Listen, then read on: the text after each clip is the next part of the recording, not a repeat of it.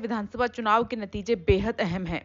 इन नतीजों से ये पता चलेगा कि कांग्रेस बीजेपी से एक और राज्य छीनने में कामयाब होती है या नहीं। साथ ही इन नतीजों का असर महाराष्ट्र और झारखंड के चुनावों पर भी पड़ेगा, जहां जल्द ही चुनाव होने की उम्मीद है। चुनावी सर्वे और जमीनी रिपोर्टों के मुताबिक कांग्रेस की स्थिति काफी मजबूत नजर आ रही है। अगर कांग्रेस हरियाणा में जीत हासिल करती है तो ये हिंदी पट्टी में विपक्षी दलों, खासकर कांग्रेस की मजबूती को दर्शाएगा। पिछले एक दशक से हिंदी पट्टी बीजेपी का गढ़ रहा है। प्रधानमंत्री नरेंद्र मोदी और मालदीव के राष्ट्रपति मोहम्मद मोइज़ू के बीच सोमवार को मुलाकात हुई। ये मुलाकात ऐसे वक्त में हुई है जब हाल ही के कुछ महीनों में दोनों देशों के बीच रिश्ते ठीक नहीं रहे। पीएम मोदी ने मालदीव को एक मित्र देश बताया, साथ ही कहा कि भारत ने हमेशा पड़ोसी होने के दायित्व को निभाया है। मीटिंग में भारत और मालदीव के बीच कई अहम समझौते हुए हैं। कुछ वक्त पहले मोइज़ू का झुकाव चीन की ओर अधिक था, लेकिन देश की आर्थिक स्थिति गड़बड़ हुई तो मोइज़ू के तेवर बदल गए। मोइज़ू को ये इसका फायदा भी मिला है। भारत ने कुछ समझौतों पर हामी भरकर मोइज़ू को रिटर्न गिफ्ट भी दिया है। इजरायल पर ईरान के हालिया मिसाइली हमलों ने भारत को भी सोचने पर मजबूर कर दिया है।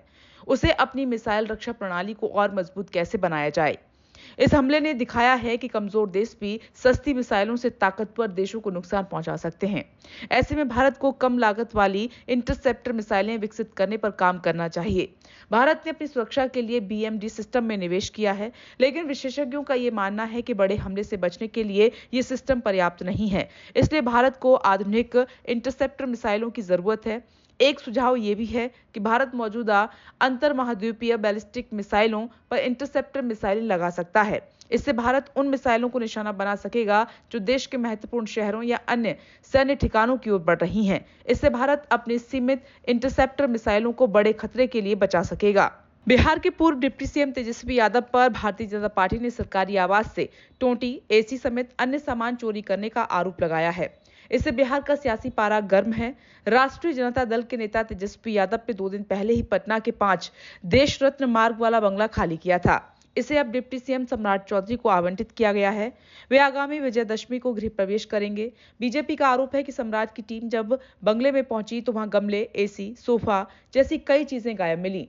साथ ही वॉश बेसिन और टोंटी तक उखड़ी हुई थी। बता दें कि तेजस्वी के रिश्तेदार और उत्तर प्रदेश में पूर्व सीएम अखिलेश यादव पर भी इसी तरह के आरोप बीजेपी ने लगाए थे, जब 2017 में चुनाव हारने के बाद उन्होंने योगी आदित्यनाथ के लिए मुख्यमंत्री आवास खाली किया था। कांग्रेस नेता राहुल गांधी ने महाराष्ट्र में एक दलित परिवार का दौरा किया, लेकिन ये कोई ऐसा वैसा परिवार नहीं है, बल्कि इस परिवार के मुखिया हैं साहू पटोले, जिन्होंने लिखी है किताब जिसका नाम है दलित किचन। उनकी इस किताब का नाम ऐसा क्यों है और राहुल गांधी ने इनके घर पर कुकिंग करते हुए क्या बातचीत की, देखें ये वीडियो। हरभऱ्याची भाजी, हरभऱ्याची भाजी, ज्यादा तीखा नहीं खाता। जब तो सर आंख से कान से भाप न निकले ना, तब तक खाने का मजा नहीं आता है। शायद आप मानेंगे या नहीं मानेंगे, वो बात अलग है। जब में कांग्रेस को भी वोट ही नहीं करते थे हम लोग।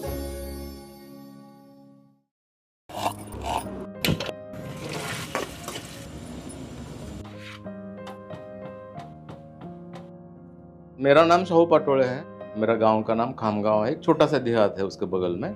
मेरी ये बुक आ गई है दलित किचन्स ऑफ मराठवाड़ा।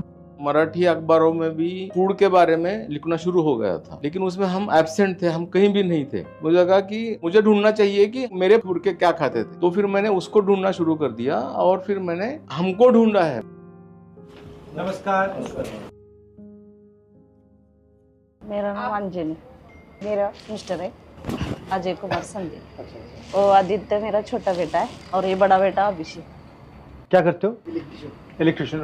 मैं खेती करता हूँ।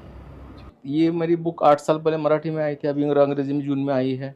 कास्ट सिस्टम को देखने का दूसरा तरीका कि जो मुझसे नीचे है उसकी स्पेस की मैं रिस्पेक्ट नहीं करूँ। जैसे मेरे गांव में एक अपर कास्ट है, मेरी कास्ट नीचे है, तो वो क्या खा रहा है मुझे पता है, लेकिन मैं क्या खा रहा हूँ उसको आज भी पता नहीं सर। तो क्या आपको लगता है कि ये सारा का सारा आइडेंटिफिकेशन करने के लिए किया गया है कि पता लग जाए कौन क्या है? हाँ, हाथ में काला धागा बांधेंगे, समझ आएगा कि आंधी ये बंदा दलित है। पुरानी बात बता रहा हूँ, अभी तो नहीं रहा है, लेकिन पिछले 10 साल में बहुत बढ़ते जा रहा है। फिर से खाने के ऊपर से बहुत शार्पनेस आ गया है उसमें। आप क्या खाओगे गवर्नमेंट तय करेगी। आपने बड़ी इंटरेस्टिंग बात बोली, लोग जानते नहीं है आपके खाने के बारे में, कैसे खाते हो, कैसे पकाते हो, इसलिए मैं यहाँ आया हूँ। हाँ तो